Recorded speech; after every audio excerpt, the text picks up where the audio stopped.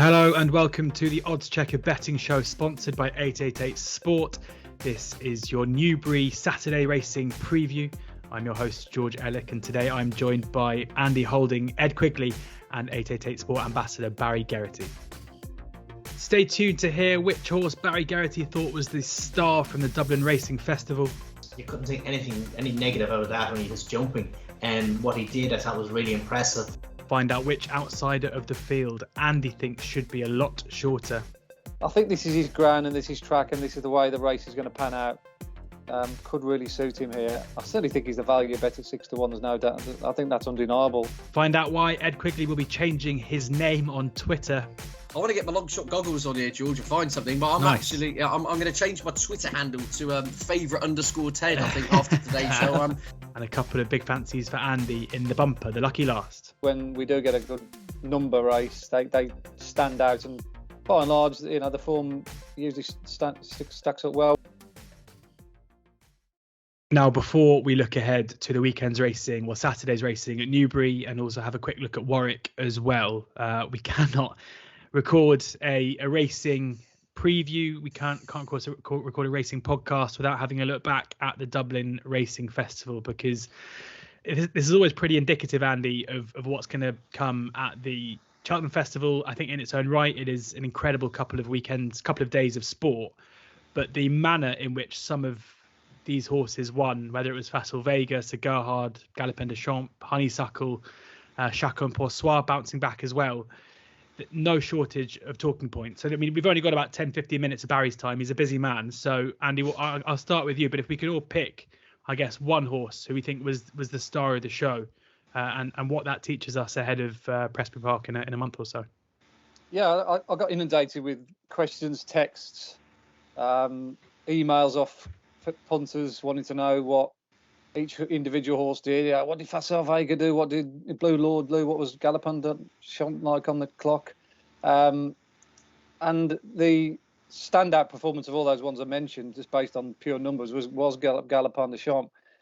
It's very rare for us time figure busts, well, particularly us who have been doing them now for about 15-20 years, to get a novice running beyond 80, or any horse running beyond an 80 speed figure national hunt wise. They come along probably once or twice a season. Allaho clocked an 82, or recorded an 82 time figure on our chart last year at the Rhino, which is the standout. Honeysuckle was an 80 in the Champion Hurdle. That kind of gives you an indication of just what to expect from a top class national hunt horse when he or she's at our absolute prime. And then along comes Galopin de Champs and does an 82 on his second start in a novice chase at the Dublin track last week. It was quite incredible, really. And I've actually put the two races up together as well. It was a great day to do kind of split times and circuit sectionals and comparisons, like for like. So you got Chacun Pour Soi over 2 miles, and then you got Galopin de Champs, and you set them away on the first fence going down the back and stop it at the line, and they hit the line identically. They both ran 325.8 from that point onwards to the line. Couldn't split them. So, given that obviously Galopin de Champs had already run the thick end of 3/4 of a mile, and obviously he's a novice, it just shows you how fast he was going. So, without doubt, the reef goes around the neck of Galopin de Champs for me on a time perspective. But I mean, there was a whole host of them that recorded really good times or above average times in preparation for their Cheltenham exploits. We might round back to you, Andy, in a second if the other guys don't mention a couple of horses that I kind of tipped up at the top. But Ed, will come to you next. Leave Barry for last. Who is your star of the weekend? Interesting. I mean, aesthetically, it was Facile Vega, but in a different kind of way. I was most impressed with Sir Gerhard for the fact of what he did wrong rather than what he did right, if that makes sense. He looked green. He still looked a little bit lit up and a bit keen in the early stages. His head was looking around. He didn't make terrible errors, but he made novice errors. He kind of bunny hopped one down the back straight, didn't he? Yet saying all that, they've trapped along, and he's absolutely spread eagled the field. I mean, they've come home in different postcodes here. I mean, and they're not mugs in behind. 140 odd rated novice hurdlers just dropping out the back of the television. I thought, well, crikey, if you could do that in spite of jumping that badly, then what's going to happen when he does click and puts in a clean round? I always take the view, you could teach a horse to jump. You can't teach a horse to have an engine. You think just with the experience, he will tidy up in the jumping side of things. And interesting as well. He pretty much beat Three Stripe Life by the same distance he won the Champion Bumper by. So the kind of form resonates a little bit there, doesn't it? And I just thought it was really impressive. Lots of debate we'll probably still be talking about in 3 weeks as to where he goes. All in all, I'd be tempted. He's a flatbred with a lot of speed in his pedigree, and he doesn't look devoid of speed. I'd be tempted to stick to the 2-mile route. Perhaps people may feel in the heat of the Supreme, his jumping may get found out. But look, I just thought it was a really impressive performance to make as many errors as he did in Grade 1 company and still win in that fashion. You've got to be a seriously good horse. And I put it this way: if he went to the Supreme, I'd be backing him, put it that way. It wouldn't be the oddschecker betting show unless we did discuss the Supreme. So Barry, before I ask you for your your pick of the bunch, let's quickly look at the market now, because it's all changed again. Constitution Hill still at the top at 9-4. Dysart Dynamo and Cigar both 4-1. The pair. John Bond now 11-2 with Kilcrew, and the rest 14-1 or bigger. Barry, what does your gut tell you on whether or not Willie will split the two, and how does Cigarhard's performance on the weekend, where does that pitch him in your view in the Supreme likely winners? Well, his performance was, you couldn't take any negative out of that, only his jumping. And what he did, I thought, was really impressive. He destroyed a quality field. My bet was he was 40 lengths back, having been second on a Grade 1 on his previous start. So he annihilated a quality field. So I think he's a very good horse. But his jumping is a question mark. The second last was also bypass, which made life a little bit easier. He hung left on his first run, and he hung right on his second run. So I think there is maybe a small little issue with him. And that's, for me, that's affecting his jumping. But I do think he's a classy horse. Cheltenham is a lot trickier track to ride than Edwardstone. Big flat track, hurdles coming at you in a straight line. Cheltenham, you're turning, you're jumping, you have downhill hurdles, ridges on the approach to the two hurdles in the back straight. So he's a lot to contend with there. So I think his jumping could be found out in the Supreme, whereas I think if he goes for the Ballymore, both the quality will be less, and I think he'd have more time to organise himself jumping. And probably the interesting point in it all is that Willie last year, when he won this novice hurdle in Edwardstone, which appreciated, he confirmed him straight away for the Supreme. There's no doubt about it. This time he said he's a horse, he's very versatile, he's keeping his options open. So I'd imagine if Cheveley Park might have their heart set on the Supreme, but Willie might be working in the background maybe to sway them towards the Ballymore. And it's the Ballymore for me is where I would have thought. Plus, you have Dysart Dynamo, who is a strong front runner, and you line up Sir Gerhard with him. So you don't want to be taking each other on. So I think it makes sense for the Mullins camp to split them and leave Dysart Dynamo, because I don't think the step up and triple suit his style of racing. Yeah, looking at the Ballymore market, certainly Sir Gerhard's seen as the more likely to go. He's 7-2 best price, but is basically favourite for the Ballymore, given a lot of firms now non-run no bet as well. Dysart Dynamo, I mean, they're kind of 2-1 the pair, but with the firms who aren't NRNB, Dysart Dynamo a little bit bigger, suggesting Sir Gerhard is the likelier of the two to step up to 2.5 miles. Andy, how do you see the Supreme market as it stands at the moment? They call you Supreme Andy, nothing to do with the race, I know, but yeah, this is very much in my wheelhouse. Novice hurdles. Spend so much time watching them, and obviously calculating their performances via numbers. Obviously, it's not an exact science, and horses can improve beyond what they've already done. But as it stands at the moment, we've still got Constitution Hill and Dysart Dynamo ahead of Sir Gerhard. But Sir Gerhard certainly threw his cap in the ring if Connections wanted to go down that route. Interestingly, his final circuit time was much faster than Honeysuckle. If you put the two again up side by side, he was faster everywhere on the track than Henry de Bromhead's mare. And that's despite having to go wide or take a wider course at the second last.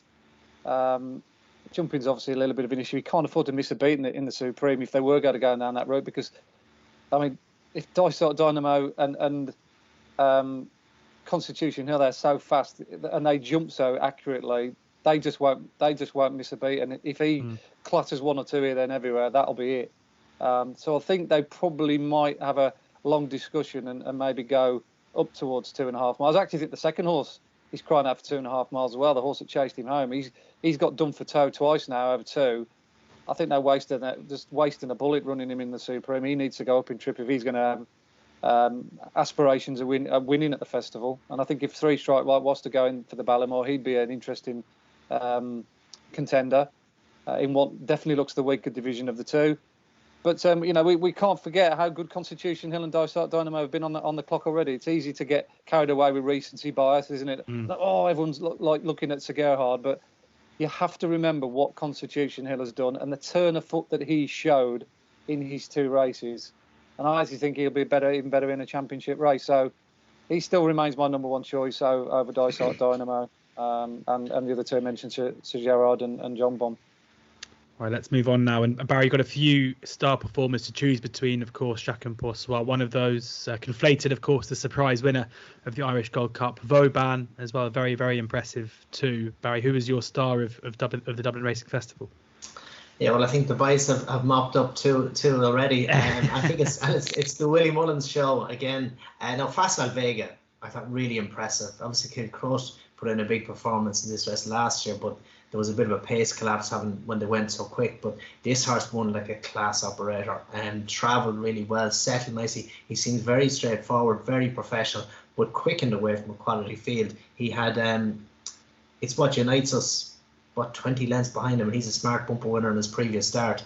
And he destroyed him. He went to the line very strong, so he would be the one for me. But I would agree with both of the guys on their selections as well.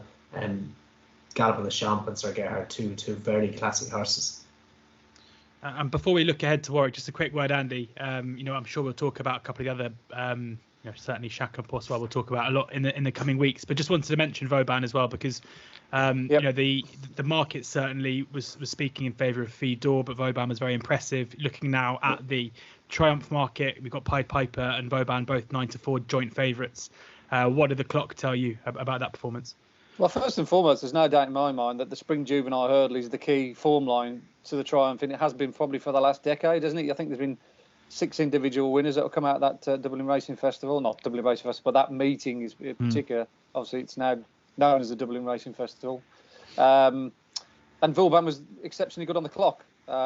He posted a 71 time figure, which only Arkle has got anywhere near in the last decade. And it looked a strong race, didn't it? All the best horses were in there, other than Pied Piper, of course, who threw his hat in the ring at Cheltenham the week before. But, beating Phil Dorr, the Ante Post favourite, who had looked really good, albeit not quite on the clock. I think he was probably found out by a better horse who had a bit more scope. The third horse is obviously not highly regarded. So is Icar Prince. Ben Segal was talked about as a possible Triumph outsider, and he absolutely battered them. And he probably would have beaten Pied Piper. I think that's the general consensus. First time up at Punchestown, obviously it's his first day at school.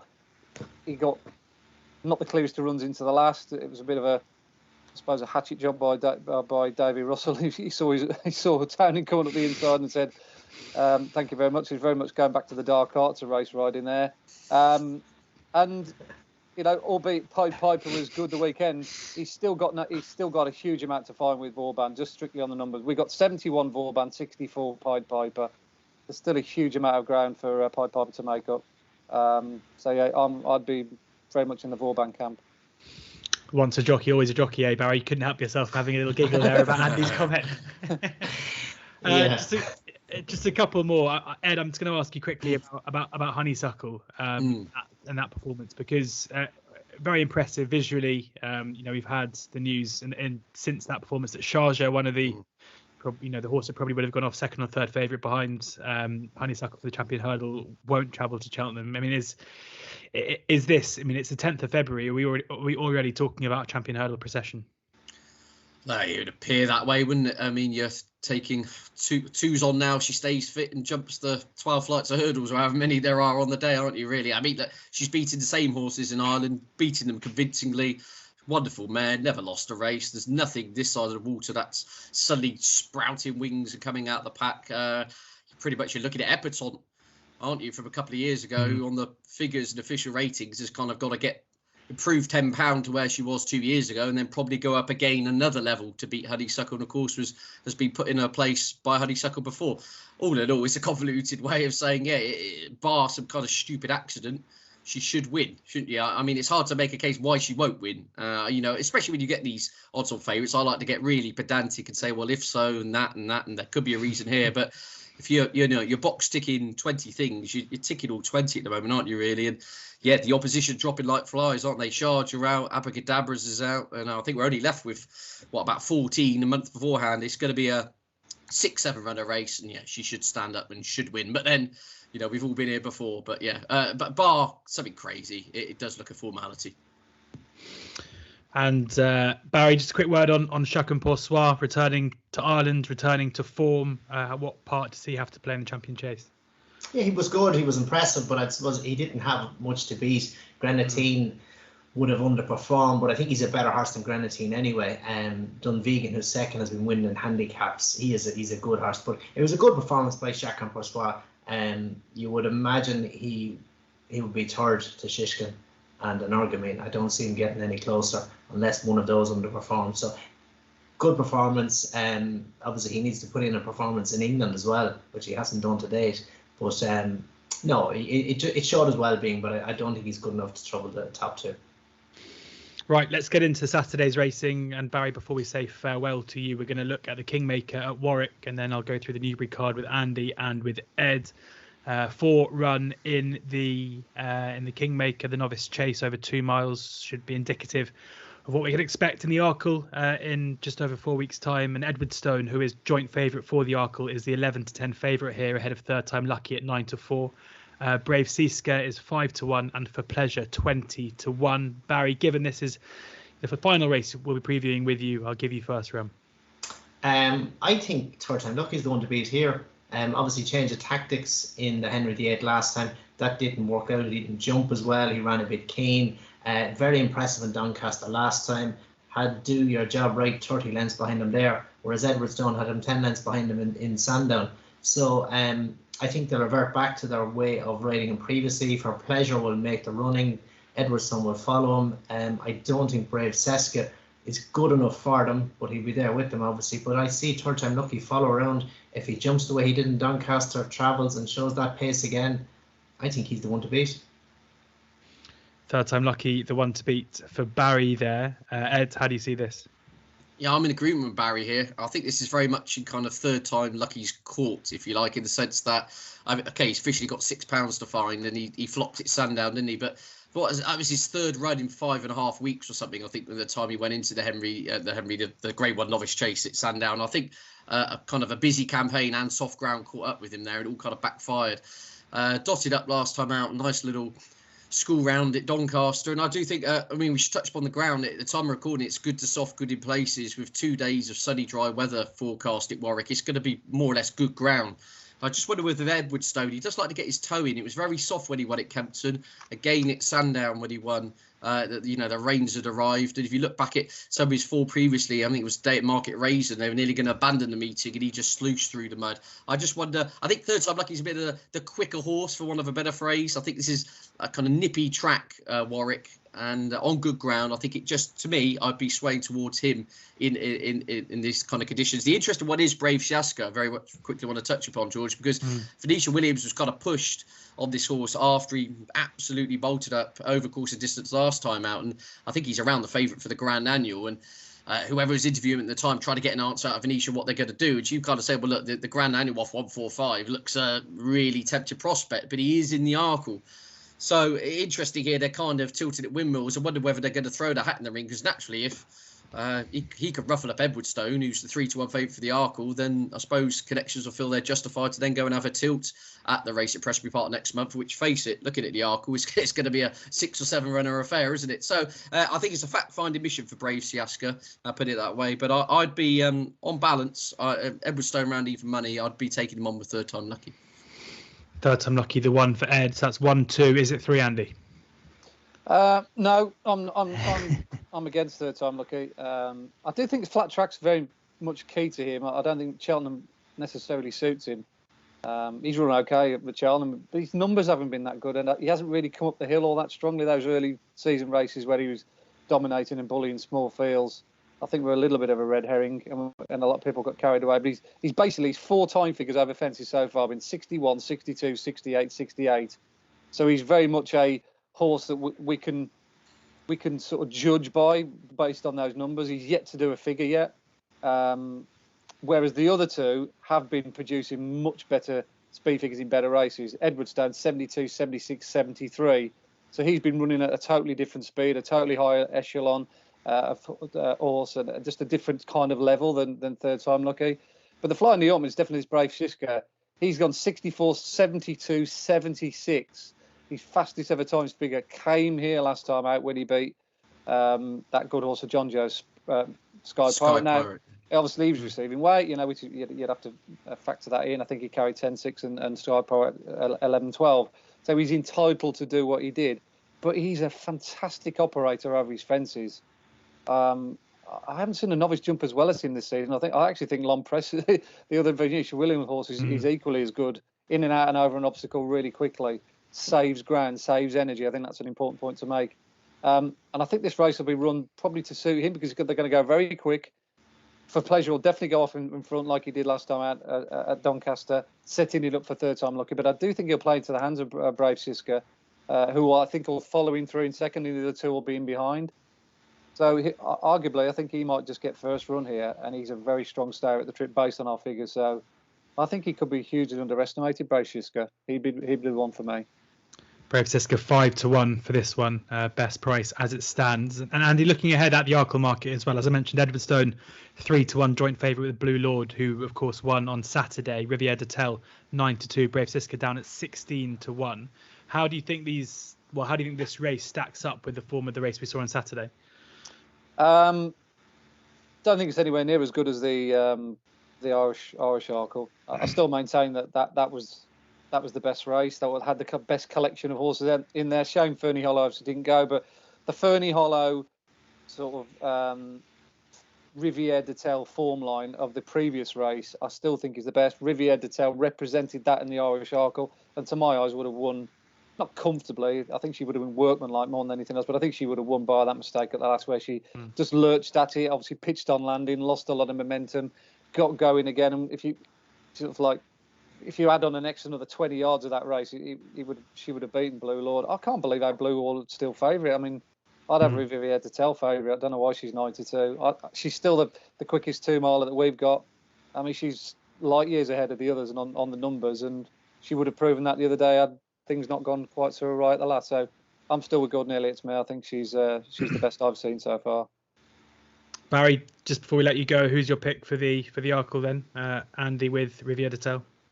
Yeah, do you know who was interesting to me was St. Sam. Went very quick. He didn't jump brilliantly early on, but he jumped really well first time in Ferias. Jumped well through the middle part of the race and just caught the second last, but was still staying on again at the death. He's there at a fancy price. Now, he's had a hood in the past, so I wouldn't be surprised to see a hood fitted back on him. He wasn't as keen in Ferias first time as he was in Leopardstown, so I think he'd be settled better with a hood in the Arkle and jump better too as a result. I think he's a big shout in what's a very open race. Yeah, St. Sam 12-1 as it stands now. Thank you very much to 888 Sport Ambassador Barry Geraghty, as ever, for taking the time to talk to us on the Oddschecker betting show. Barry, we'll catch up again next week. Cheers, guys. Thank you. Cheers, Barry. Cheers, Barry. Right, we've said goodbye there to 888 Sport Ambassador Barry Geraghty, taking the total winners ridden by this podcast from 1,920 to 0, which is a bit of a shame. But Andy, I can see you racing in the charity race in a couple of years somewhere. I hope would be that's the fitness regime is all about that, isn't it? Yeah, it's still going well. Yeah, the knees are standing up to it. Give myself a week off next week because I'm away, but I'll be back on it before Cheltenham. Don't worry. How's your shoulder?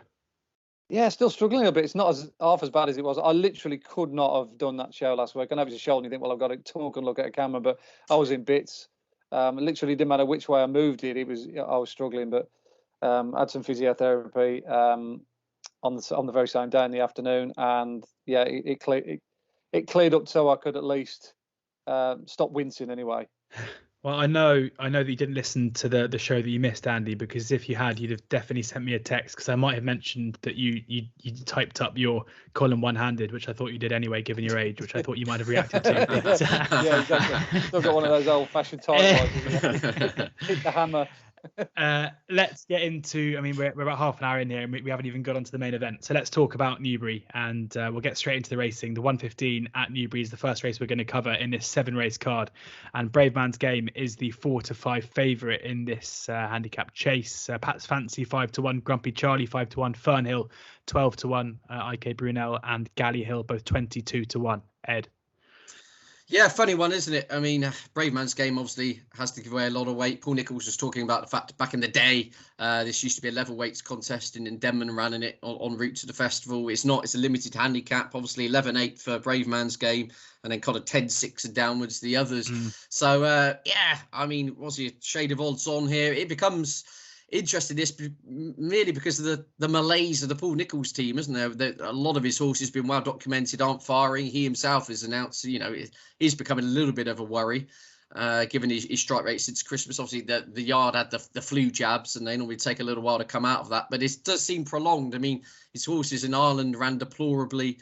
He had a few, you know, during the last weekend that didn't fire at all, barely lifted a leg. And it's interesting. I was just listening to Paul saying about the random blood tests, their potassium levels they're investigating. They had an issue with the hay when something similar like this happened 7 years ago, and they're testing all the hay. So there's clearly something, but all the kind of tests on the horses themselves are coming back clear, and they're just not running their races. So yeah, a bit of a head scratcher for Nicholls. So on that kind of note, I mean, yeah, I think Bravemansgame, clearly we all know how good he is, but I could be taking short prices about any of the Nicholls runners at the moment, just until they kind of come out of this slump, if you like. And Pat's Fancy would be my tentative selection in here. I'll back this horse for the National Hunt Chase at the festival.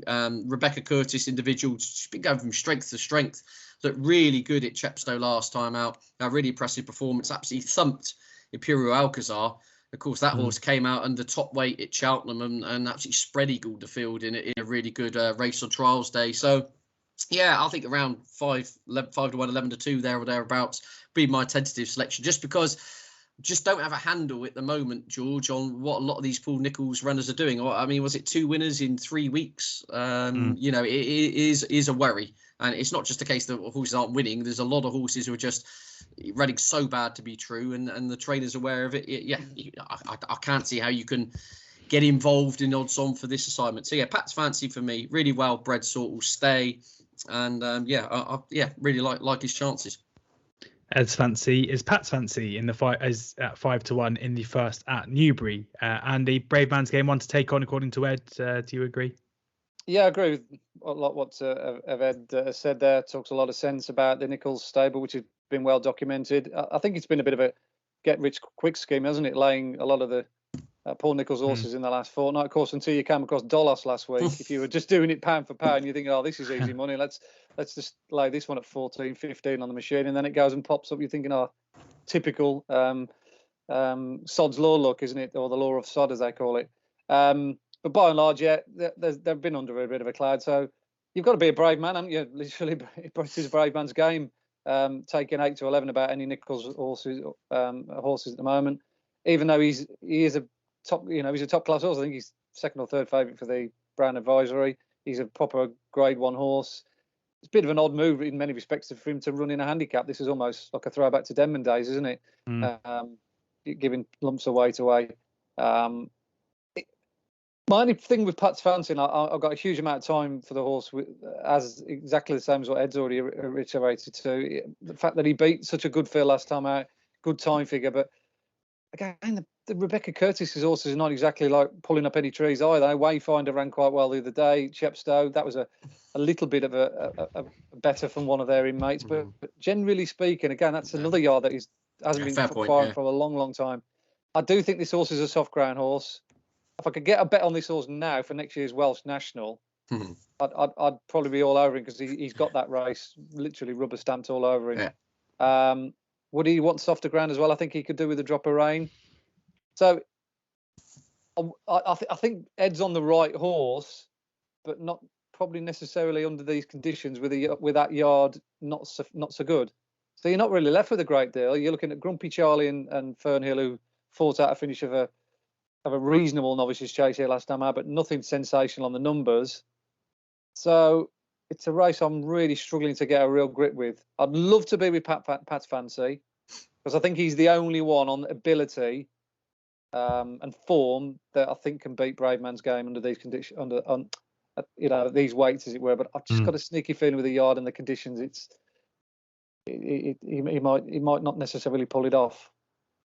Is this a very, very rare no bet race for Andy Holding? It's a very, very I can't even come up with anything funky. Yeah, it's just a final point. I mean, Andy does make a good point here. I mean, Rebecca Curtis hasn't had a winner in February. Yeah, he's spot on with that. But also, the comments from her is this is to get him right for the National Hunt Chase, which is, something you've got to factor in. He's probably going to be at 80% for today. But I just thought, if you take just on the assumption Bravemansgame, for whatever reason, under the malaise, runs an absolute stinker, he's the one horse just jumping off the page I think's got to be better than 143. I totally take on board Andy's comments. Whether today is the day or not, we don't know. But all in all, I'm on the verge of no bet here. It's a head scratcher. I'm just keen at the prices. Nothing against the horse. I think Bravemansgame's an absolute cracking individual. Will go well at the festival with the yard back, but just at the prices with the yard for me, you've got to take him on with something essentially. Yeah, absolutely. 5-1 Pat's Fancy, the one for Ed. The 150 now, the second race on the card, the handicap hurdle over 3 miles, and the Brimming Water is the 3-1 favourite ahead of Polish at 7-2. Risk and Roll 5-1. What's Up With You 6-1. Coeur de Lion and the Big Breakaway both 9-1. Sussex Ranger 14-1. Butler's Brief 33-1. And pretty rare this happens. Skanderberg, who is right at the bottom of the betting, an absolute sea of blue on oddschecker at the moment, 33-1, still best price, just about around, but as short as 16-1 in places as well, ridden by Paige Fuller. Andy, come to you first here. Yeah, I think on balance, the Brimming Water's probably got the most natural ability of this field.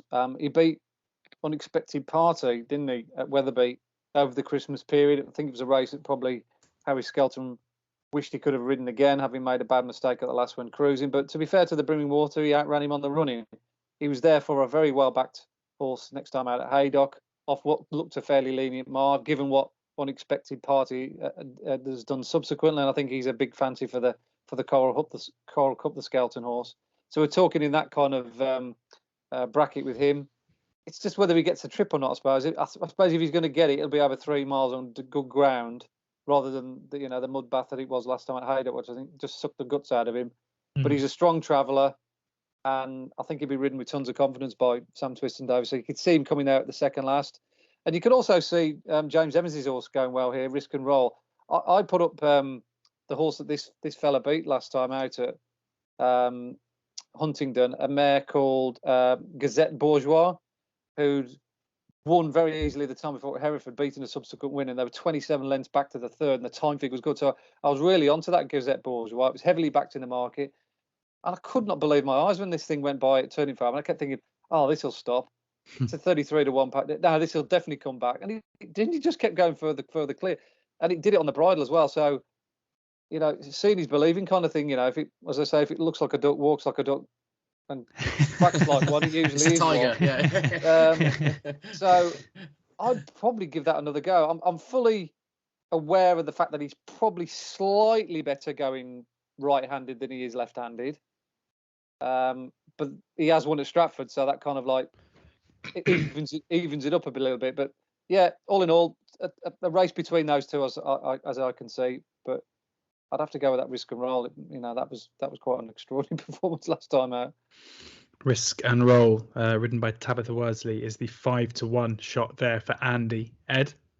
It's a no bet from me in this one, George, but there's definitely a horse with the view to the future in here I want to keep a close eye on. That is the Big Breakaway, who's back on the track and reverting to hurdles. Of course, was last seen being beaten a different postcode by Chantry House at Sandown back in the autumn. He's in a handicap hurdle here off 144. You could think on some of his old chase form, he's incredibly well thrown in. I just wonder whether this is a tune-up for another day. I've actually got him in my boring people like me, George. Instead of enjoying themselves in the evening, they sit there writing shortlists for the Ultima Handicap Chase at the Cheltenham Festival. He's very much one on the shortlist at the moment. He apparently choked and had all sorts of issues after that Sandown run. He's had the wind operation. He's plummeted down the handicap mark. His chase mark's down to 147 now. If you look at some of his chase form, beaten 2.5 lengths by Shamblu at Kempton. That's smashing form. He bolted up that day at Cheltenham in that novice chase by 10 lengths. He's got some very good back form. I just wonder if this is a tune-up for bigger targets ahead. The Tizar team, relatively compared to this time kind of last year, are in much better form. And as I said, this horse third at the Cheltenham Festival by Monkfish. He's got a lot of back class and reverts to hurdles today.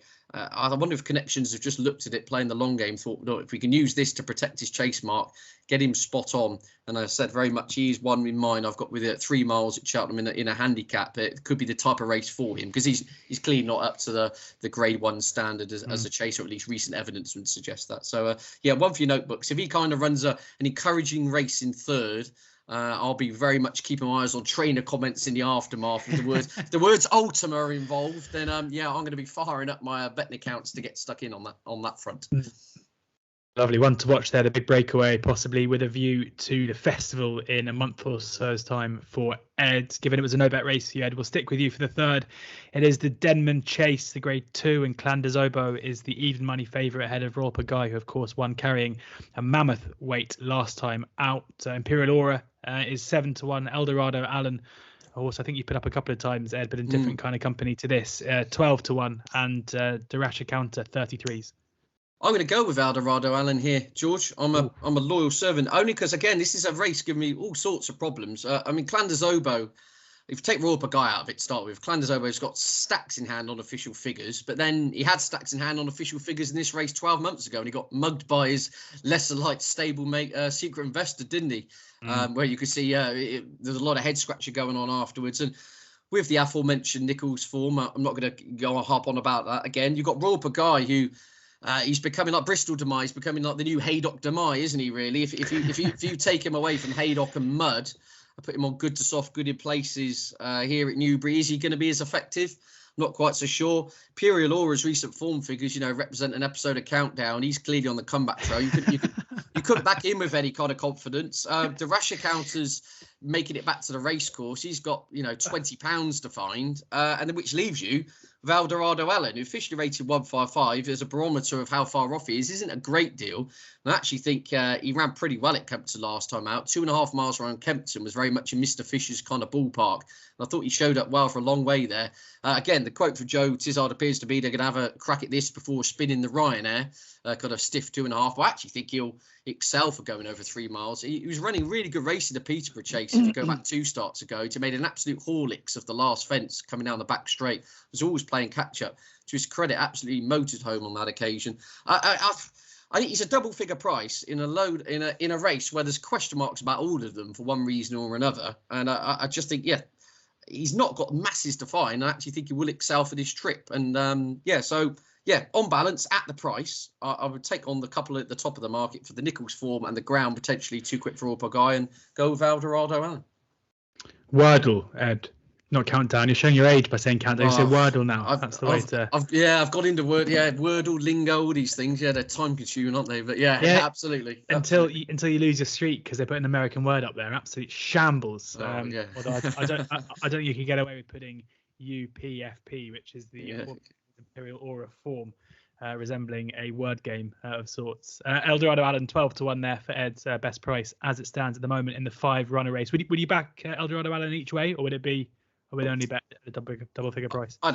Small win only bet personally, and I wouldn't on a wider point. I think Alaho will win the Ryanair doing handstands, but I wouldn't be shocked if he finished in the places there. I think stiff 2.5 at Cheltenham, strongly run race will probably see his stamina come into play. But again, I always instinctive trainer quotes after races I always find more invaluable than when trainers have gone away and sat down with connections and come out with some kind of PR in front of camera. And Joe Tizard was very much saying that next year we'll be looking at staying trips with him, and I think they're probably testing the water a little bit here early with a view to next season and probably going for some of those big galloping tests. So small win bet for me, just because I think this race it was carnage in it last year and it could be again.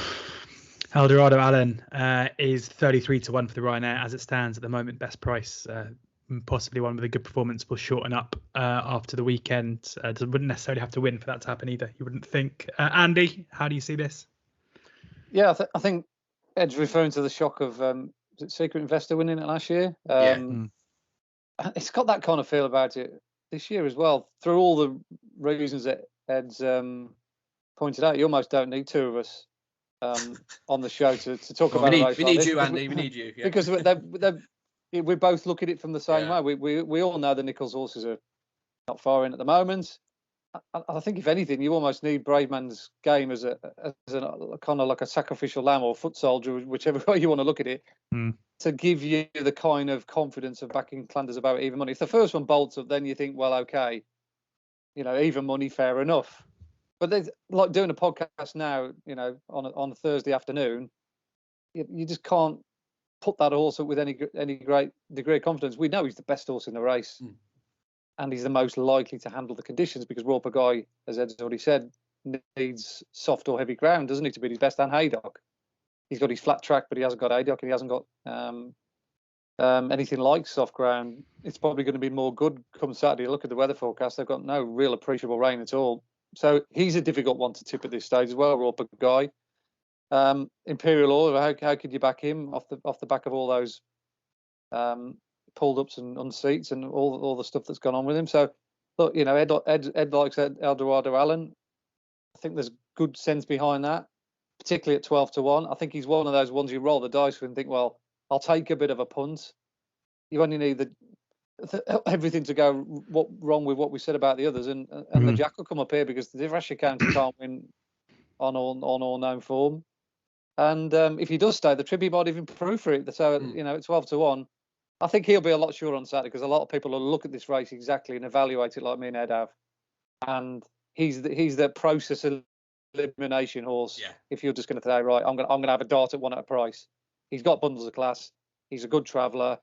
He's a proper Grade 2, Grade 1 horse. He's running a lot of Grade 1 races, and he'll keep up with them up to, say, like the first turning for him. And then if he fancies it and all the others, don't run up to expectations, and he could just sneak it. So yeah. I'm not going to steal Ed's thunder. He's already mentioned it, but it's a good strategy to have that. Take that 12-1 about Eldorado Allen. Nice. Eldorado Allen, the one for both Andy and for Ed in the Denman Chase, another upset possibly on the books. The Game Spirit Chase now, the 2-mile chase with another 5-runner field, trappier affair this, certainly in terms of the prices as they stand at the moment, with So Royale and Hitman both the 11-4 favourites, with Funambule Savola 7-2, Editeur de Gite and Sky Pirate both 6-1. Andy.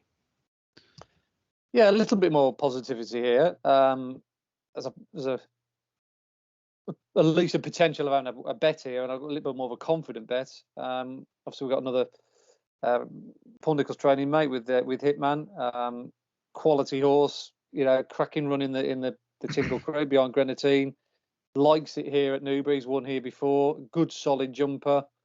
But again, you need to watch the other two to see how they get on before you even begin to think about backing him confidently. I do like Funambule Savola as a horse. I think he's very tough. He's got a great attitude. He needed all of his tenaciousness to win last time out at Donny.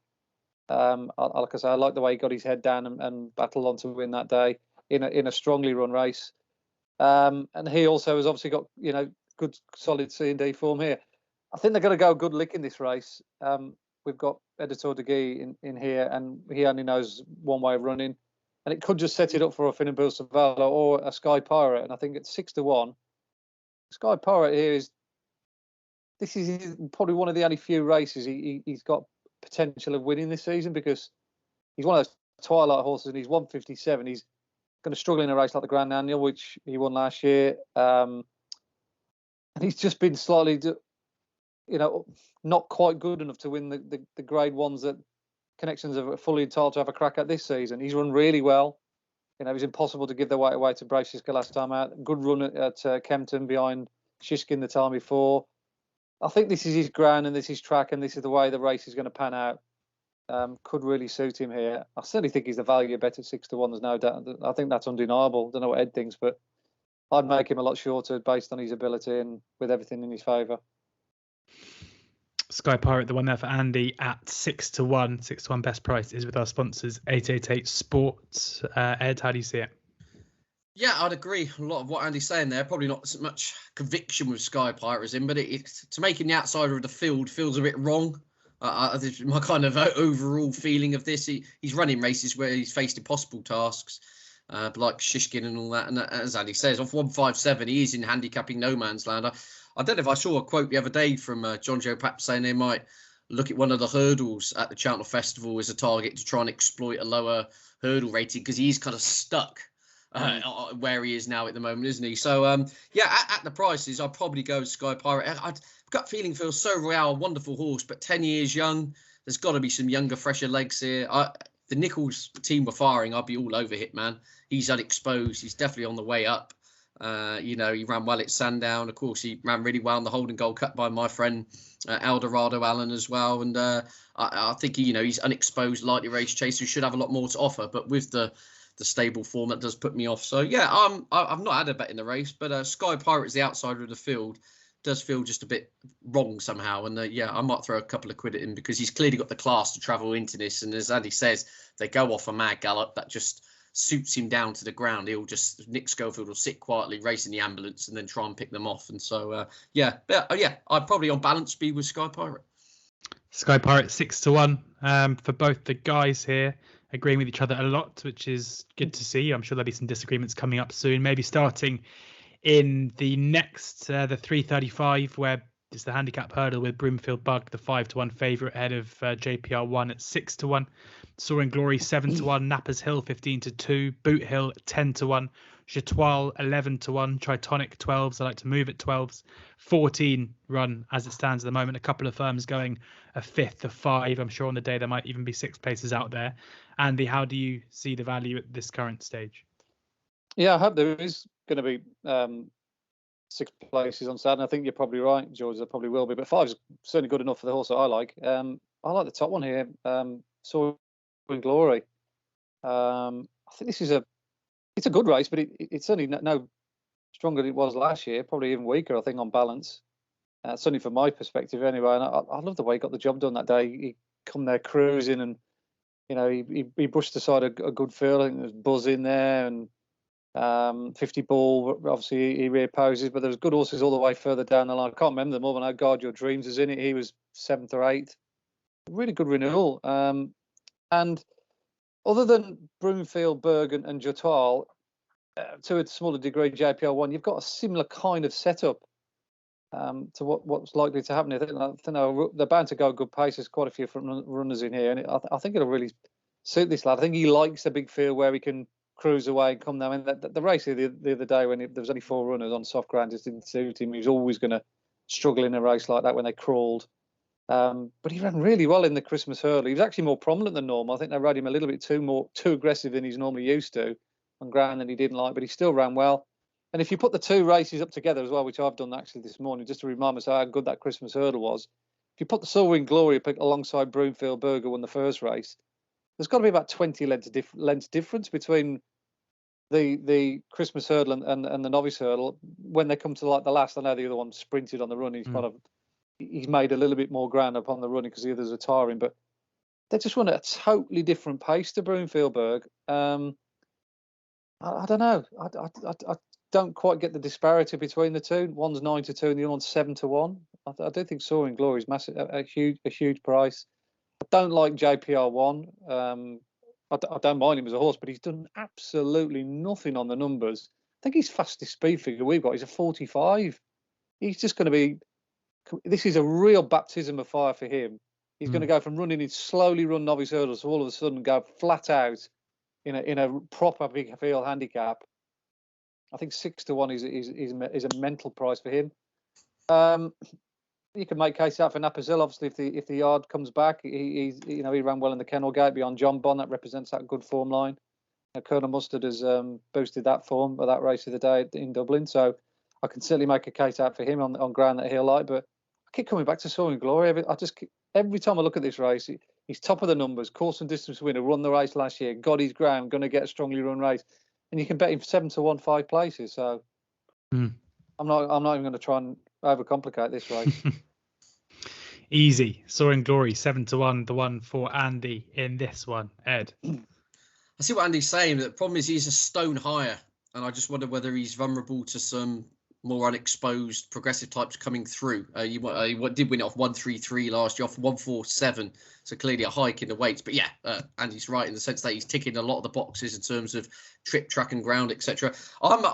I want to get my long shot goggles on here, George, and find something. But I'm going to change my Twitter handle to favourite_Ted. I think after today, so I'm with Broomfield Berg here.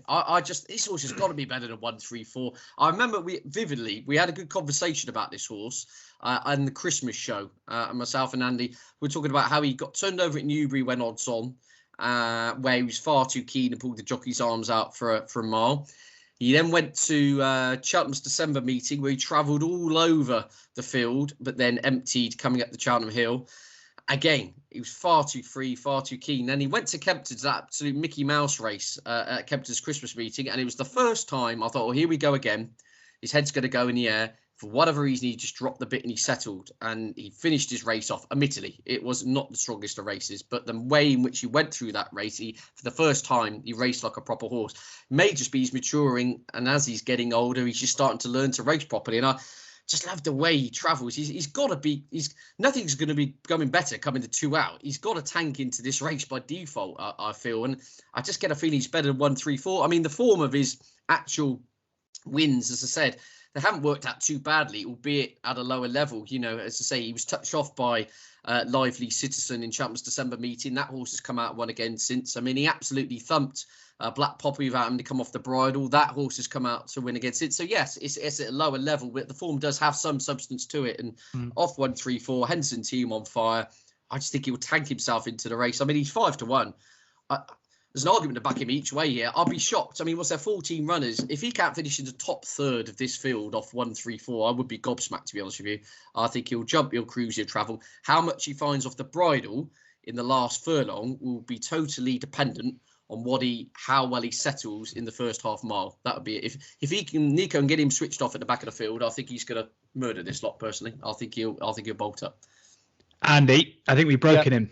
I think we've got him. Ed tipping up a favourite each way is one of the greatest things I've ever heard. Absolutely love it. Collector's item. Hashtag Quigley gone at the game, I think. Yeah. No, I mean, look, he's the obvious danger for me as well. I did talk with the idea of almost copying out under the same sort of theory, but I just think the two of them are too far apart for me.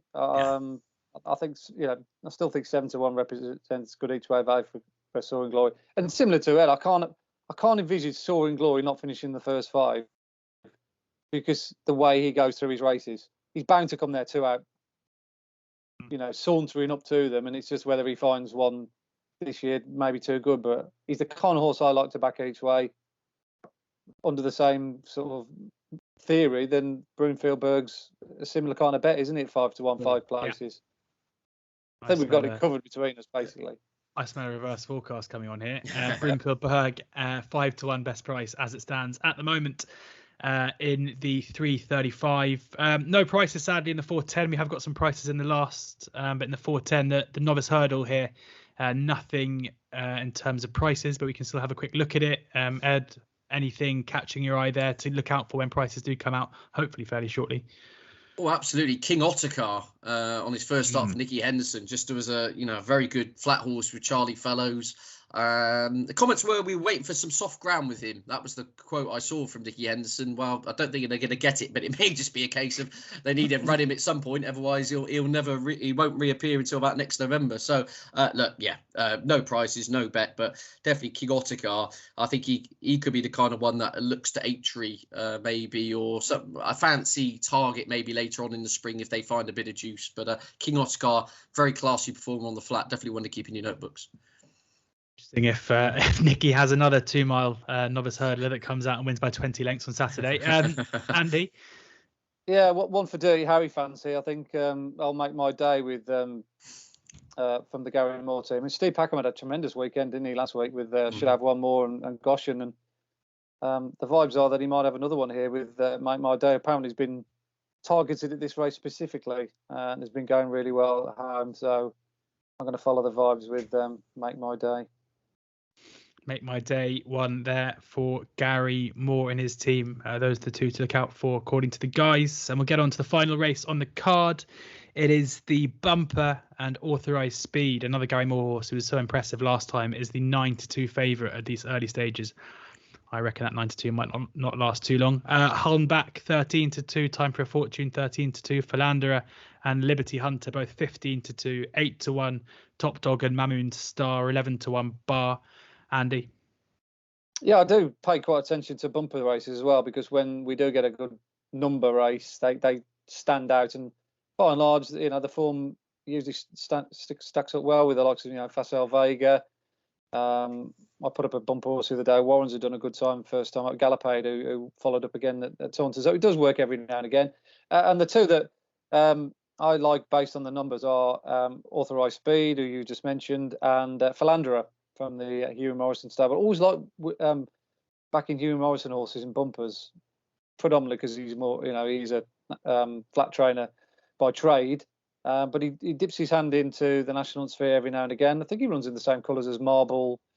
Was it Marble or something? I can't remember now. Who won several big races further down the line? Can't remember his name now. Definitely Marble something.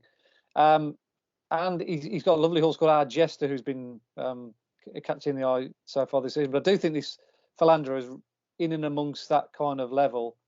I love the way he travelled at Warwick. He won in a very good time for the grade. His circuit time was very good, and I just really liked him. Got lots of physical size and scope, so I think he's a player. Couldn't put you off Authorised Speed. C&D winner, that was a good race. Clifton Bridge of Alan King's had won well in a fast time at Exeter, was absolutely battered back in third. I think connections to that were literally speechless, the McNeil family. To get brushed aside so readily by Gary Moore's charge, I think I agree with you, George, will be a good deal shorter than 9-2 come Saturday. If I could sort of bet now, I'd be all over the 9-2 Authorised Speed with a healthy little saver on Philanderer at 7-1. Authorised Speed, 9-2, Philanderer 7-1, the two for Andy. Ed, I think normally you say you're not. Yeah, bumpers aren't for you, but having just heard you tip up a 5-1 shot Fav each way, then who knows? Who knows? No, 10 points to Fav. Yeah, absolutely. Sitting this one out. The horse Andy might be referred to might have been Marble Arch. I don't know. Marble Arch, that's the one. Yeah. But no, I'm happily sit out a bumper. Leave that. That's very much in Andy's skill set. Well, that brings us to a close of our preview. We also had a look back with 888 Sport Ambassador Barry Geraghty at the weekend's racing over at Leopardstown last weekend. So we've had a look at the Kingmaker at Warwick, and we've gone through the card at Newbury. We do spoil you, but thank you very much to Ed Quigley and to Andy Holding for joining me today. Thank you to 888 Sport for sponsoring the podcast and the video, and to their ambassador Barry Geraghty for joining us. You can find this preview, plenty of others as well, on our YouTube channel. Do go and check that out. Loads of content going up on there, including Racing Weekly every week with Rishi Prasad and Sam Turner. Some cracking episodes out there already in that, and you can find those and this on any podcast platform as well. Please ensure that you enjoy the racing. Hopefully a couple of winners in there as well, certainly some value, and as ever, do ensure that you are gambling responsibly.